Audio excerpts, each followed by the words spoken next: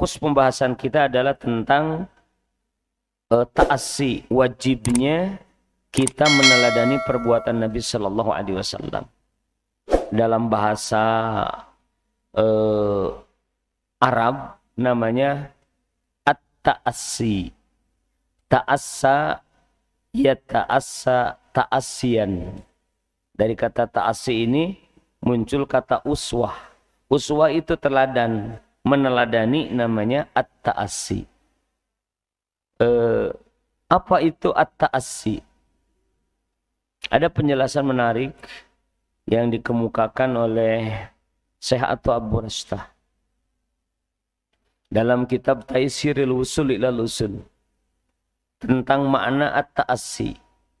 Apa itu at-ta'assi? At-ta'assi itu adalah antaf'ala misla fi'lihi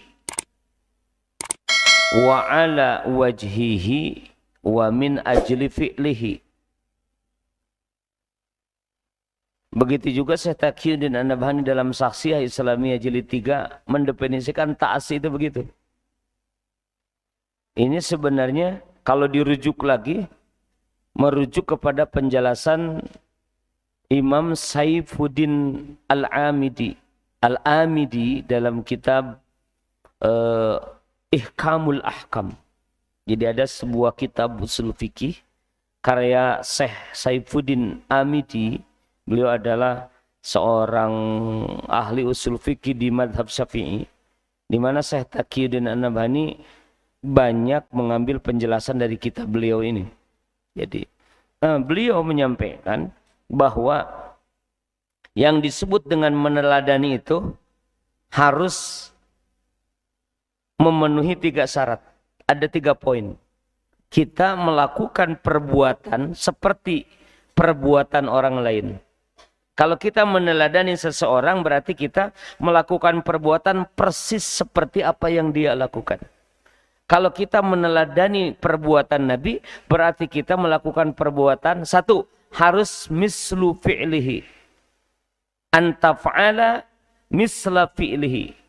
Engkau melakukan seperti perbuatan Nabi Sallallahu Alaihi Wasallam. Persis. Jadi salat kita disebut meneladani Nabi kalau salat kita seperti salat Nabi. Saum kita seperti saum Nabi. Haji kita sebagaimana haji Nabi. Kata Nabi, sallu kama ra'aitumuni usalli. Kata Nabi, khudhu anni manasikakum. Gitu. Itu namanya 1, ta'assi. Harus melakukan satu perbuatan seperti yang kita ikuti, yang kita teladani itu. 1, 2, ala wajhihi. Sesuai dengan tujuan, jenis, kenapa Nabi melakukan perbuatan ini. Kalau Nabi melakukan perbuatan ini dalam rangka menjalankan kewajiban, maka kita pun harus dalam rangka menjalankan kewajiban. Yang wajib jadi kewajiban, yang sunnah jadi sunnah. Tidak yang wajib jadi sunnah, yang sunnah jadi wajib. Kalau Rasul melakukan sholat ini wajib, maka kita juga dalam rangka menjalankan kewajiban. Rasul sholat duha. Cuma ini beda kalau sholat duha. Sholat duha bagi Rasul wajib, bagi kita sunnah. Kalau terkait dengan sholat duha. Sholat tahajud bagi Rasul wajib, bagi kita sunnah. Nah, tata caranya kita menjalankan itu sebagaimana Rasulullah SAW melakukan itu. Begitu. Jadi harus Rasul melakukan ini dalam rangka menjalankan kewajiban, maka kita melakukan kewajiban. Rasul menjalankan ini kesunahan, maka kita pun melakukan sunnah. Kata Rasul ini sunnah. Sunnah. Itu namanya ta'assi yang kedua. Yang ketiga ta'assi itu adalah min ajli fi'lihi.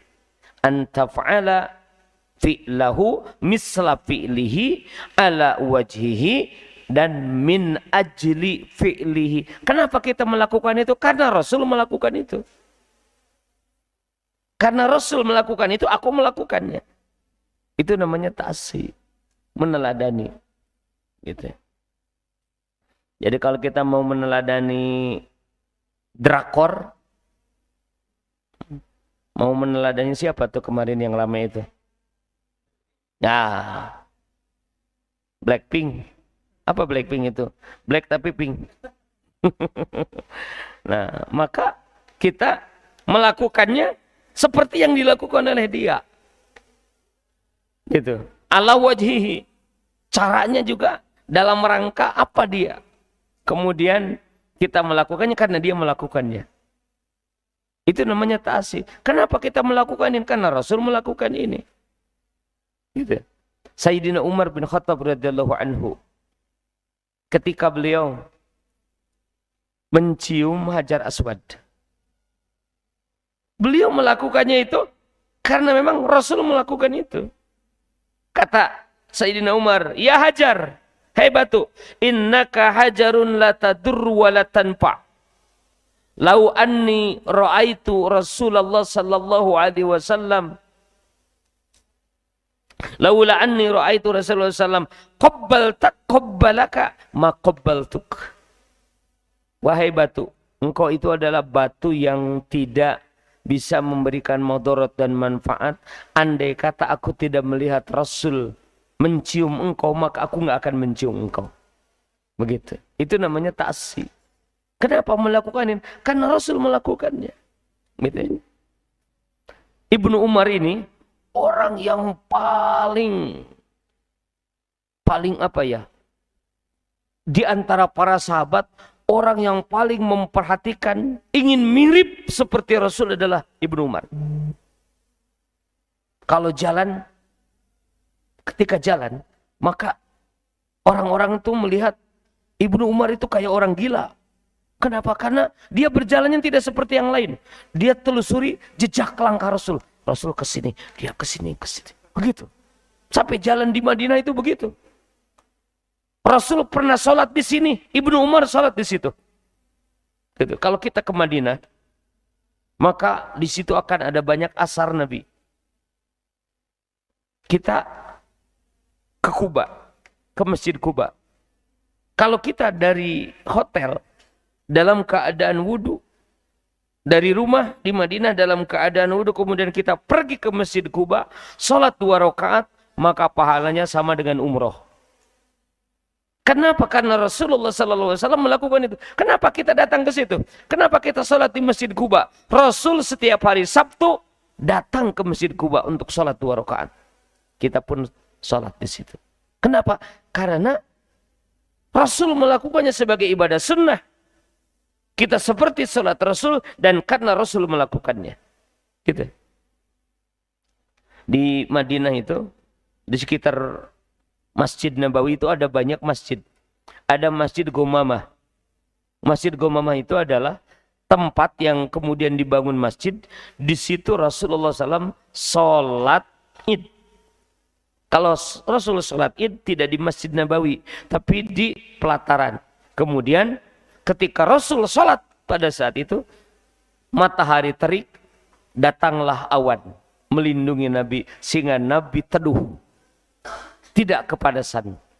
Kemudian sebagai mengenang peristiwa itu, maka dibuatlah masjid, disebut Masjid Gumamah. Gitu. Masjid Gumamah di zaman Khalifah Umar bin Abdul Aziz. Sampai sekarang masjidnya itu ada. Masjid Gumamah. Sholat di situ sunnah. Kenapa? Karena Rasul pernah sholat di situ. Kenapa sholat di situ? Rasul pernah sholat di sini. Ada Masjid Abu Bakar. Rasul pernah sholat di situ. Ada Masjid Umar. Rasul pernah sholat di situ. Ada Masjid Bilal. Rasul pernah sholat di situ. Gitu terus. Ada sumur itu, sumur ini. Kenapa? Datang ke situ. Rasul pernah datang ke sini. Rasul sholat di sumur ini. Nah, jadi kita melakukan itu karena Rasul melakukannya. Itu namanya at-ta'assi. Ya.